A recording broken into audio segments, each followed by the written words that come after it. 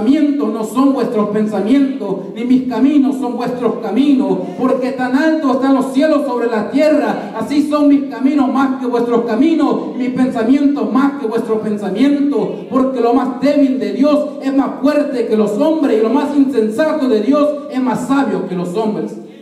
El plan de Dios, hermano, era diferente a los que tenían estas mujeres. Ellos querían, hermanos, acercarse, hermanos, al cuerpo del Señor.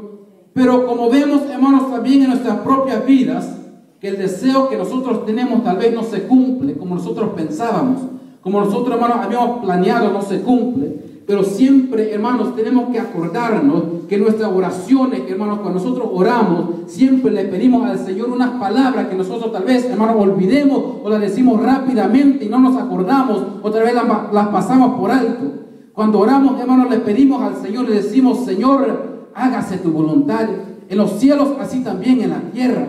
Cada noche, hermanos, le pedimos la misma oración, pero cuando llega el momento de realizarse la voluntad de Dios, si va en contra de nuestra voluntad, entonces, hermanos, nos olvidamos de esas palabras, nos olvidamos de esa petición.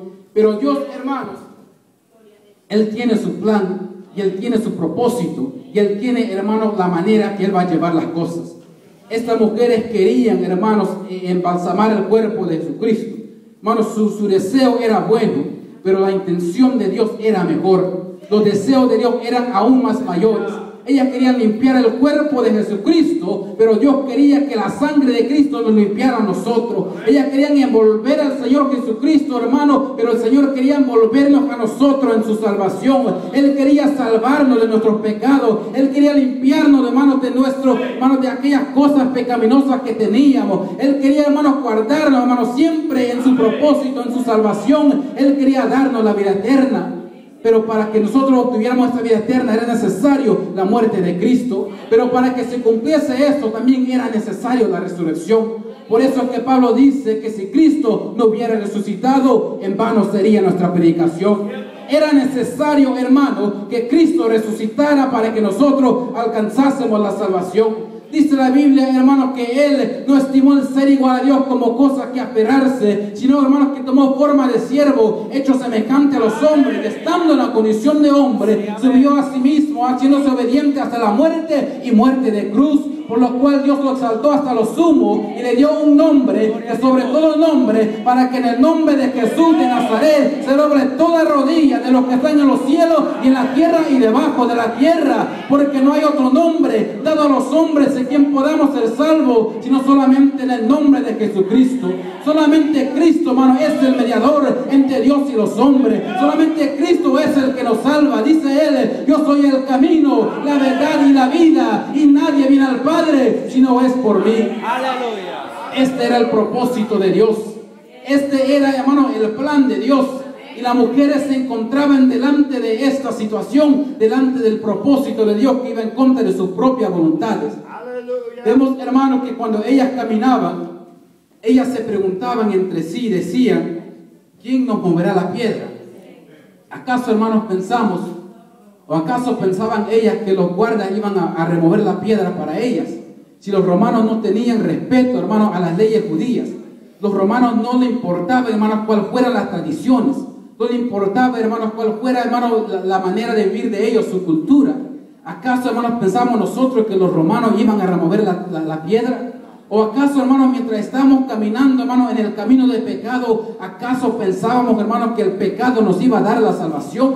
¿Acaso pensamos que el diablo nos iba a dar una oportunidad de escape? Dice la Biblia que a sus prisioneros Él no les abre la puerta, pero Cristo sí abre la puerta. Bueno, estas mujeres no sabían quién le iba a remover la piedra, pero Dios removió la piedra. Dice la Biblia que en la noche, hermano, antes que ellas llegaran, antes que saliera el sol, dice que hubo un terremoto y vino un ángel del cielo, hermano, que vino y removió la piedra. Y cuando removió la piedra salió Cristo Jesús. Aquellos guardas, hermanos, habían rodeado la tumba de Cristo, pero no eran suficientes para la gloria de Dios, no era suficiente para el plan de Dios. Dice una alabanza que la piedra fue removida, no para que saliera Cristo, sino para que entraran y vieran.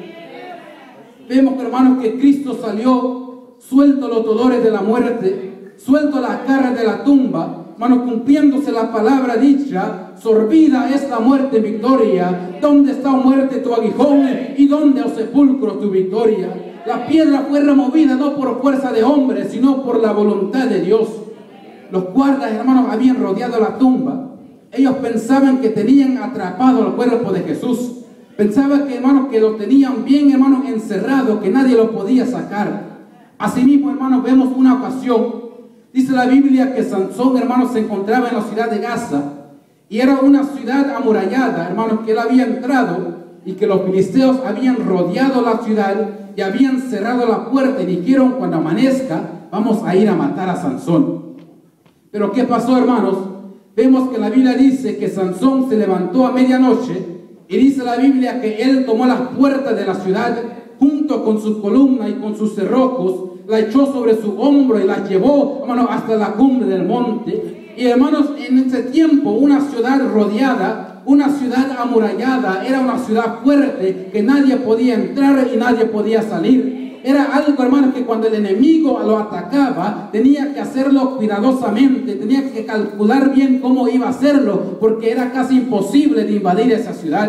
Pero cuando Sansón, hermanos, sacó esa puerta, ahora, hermanos, los que tenían temor no eran los de afuera, sino los de adentro, porque estaban expuestos, hermanos, al poder del enemigo. Asimismo, hermanos, Satanás pensaba que tenía a Cristo, hermanos, en la muerte, hermanos, que tenía a Cristo encerrado en la muerte. Pero cuando Cristo salió, hermanos, Él salió con poder. Él salió, hermanos, con victoria, de tal manera que la muerte ya no tenía poder en Él. De tal manera, hermanos, que quitó de nosotros el temor de la muerte, porque la muerte, dice Pablo, para mí el vivir es Cristo, pero el morirme es ganancia. Se quitó, hermanos, el miedo de la muerte. Ahora el que tiene temor es la muerte de nosotros, porque Satanás sabe que si nosotros morimos en Cristo Jesús, alcanzaremos la victoria, alcanzaremos la corona del cual hablaba Pablo, alcanzaremos, hermanos, la victoria y la esperanza del cristiano. Porque, hermanos, donde Dios abre, nadie puede cerrar, y donde Dios cierra, nadie puede abrir. Y pensaban, hermanos, los guardas que habían rodeado y que estaba bien encerrado Jesucristo, pero ellos, hermanos, cuando se removió la piedra, dice que ellos, hermanos, se desmayaron. Y ellos, hermanos, después, hermanos, que desapareció Cristo, ellos se fueron, hermanos, y huyeron a los sacerdotes y le contaron lo que pasó. Y ellos, hermanos, le pagaron a los guardas para que no le dijeran a nadie lo que había sucedido. Sino,